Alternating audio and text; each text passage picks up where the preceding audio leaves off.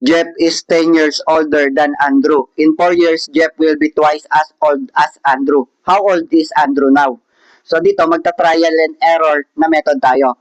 So una natin titingnan is, kaninong edad ba yung hinahanap natin? So yung edad ni Andrew yung hinahanap natin, ibig sabihin, yung edad ni Andrew yung magre-represent dito sa mga choices natin. So dito, ilagay lang natin yung mga character natin. So meron tayong dalawang character, si Andrew at saka si Jeff. So dito, si Jeff daw is 10 years older than Andrew. So plus 10 si Jeff.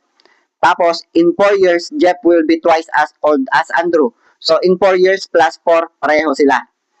So, kailangan maging twice daw yung edad ni Jeff kay Andrew. So dito, mag-trial and error na tayo. So umpisahan natin sa gitna.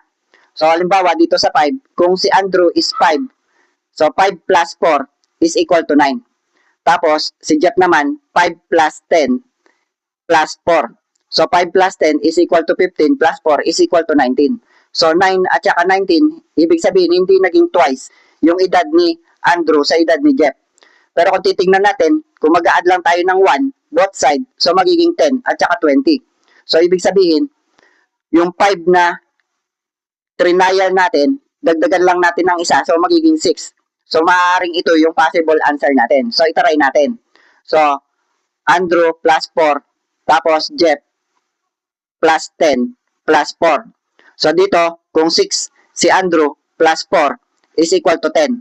Tapos si Jeff naman 6 plus 10 plus 4. So 6 plus 10 is equal to 16 plus 4 is equal to 20.